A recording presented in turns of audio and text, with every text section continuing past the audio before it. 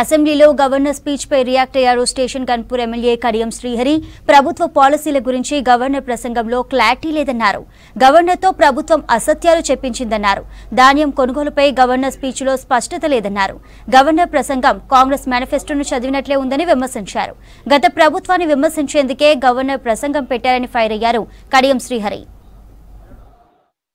Governor గారు joint session లో ప్రసంగించడం జరిగింది. గవర్నర్ గారి ప్రసంగంలో కొత్తదనం ఏమీ కనిపించలేదు. నూతనంగా ఏర్పడిన ప్రభుత్వము రాబోయే రోజులలో రాష్ట్ర అభివృద్ధికి సంబంధించి, ప్రజల సమస్యల పరిష్కారానికి సంబంధించి ఏ రకమైన మార్గం ఎంచుకుంటున్నది, ఏ రకమైన ప్రణాళికలు రూపొందించుకున్నది అనే విషయంలో ఏమాత్రం కూడా స్పష్టతనివ్వలేదు. గవర్నర్ ప్రసంగం పూర్తిగా కాంగ్రెస్ పార్టీ ఎన్నికల మేనిఫెస్టోను చదివినట్టుగానే ఉంది తప్ప గత ప్రభుత్వాన్ని విమర్శించడానికే జాయింట్ సెషన్ ఉపయోగించుకున్నట్టుగా ఉన్నది తప్ప కొత్తదనం ఏమి కనిపించలేదని చెప్పి ఈ సందర్భంగా తెలియజేస్తున్నాను. దురదృష్టం ఏంటంటే గత 10 సంవత్సరాలు తెలంగాణలో తిరోగమనంలో ఉన్నదన్నట్టుగా ఆమె మాట్లాడింది. కానీ తెలంగాణ జాతీయ స్థాయిలో అనేక రంగాలలో అభివృద్ధి సంక్షేమ కార్యక్రమాల అమలులో రోల్ మోడల్ గా వ్యవహరించింది.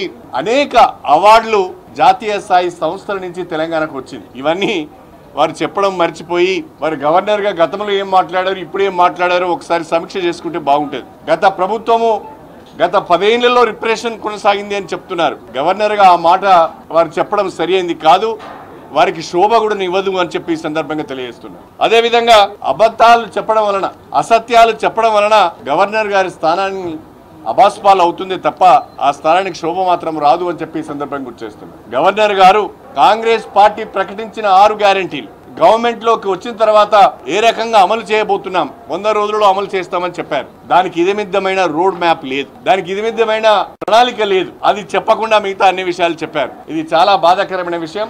కొత్తగా గవర్నర్ గారు ఈ సెషన్లో ఏదో చెప్తారని ఆశపడ్డాం. ప్రభుత్వం యొక్క జనరల్ గా గవర్నర్ గారి అడ్రస్ ఎట్లా ఉంటది అంటే ప్రభుత్వం యొక్క పాలసీలను స్పెల్ చేసే విధంగా ఉంటది. అభివృద్ధికి సంబంధించిన, సంక్షేమ కార్యక్రమాలకు సంబంధించిన, అమలుకు సంబంధించిన రోడ్ మ్యాప్ ఉంటుంది. ఈ రెండు కూడా ఈ రోజు గవర్నర్ అడ్రస్ లో లేవు. ప్రభుత్వం యొక్క పాలసీలు సరిగా స్పెల్ అవుట్ చేయలేదు. అభివృద్ధికి సంబంధించిన, సంక్షేమ కార్యక్రమాల అమలుకు సంబంధించిన రోడ్ మ్యాప్ ను కూడా దీంట్లో సరిగా స్పెల్ అవుట్ చేయలేదు. దీనిపైన కాన్సన్ట్రేట్ చేసి ఉంటే గవర్నర్ గారు బాగుండేది.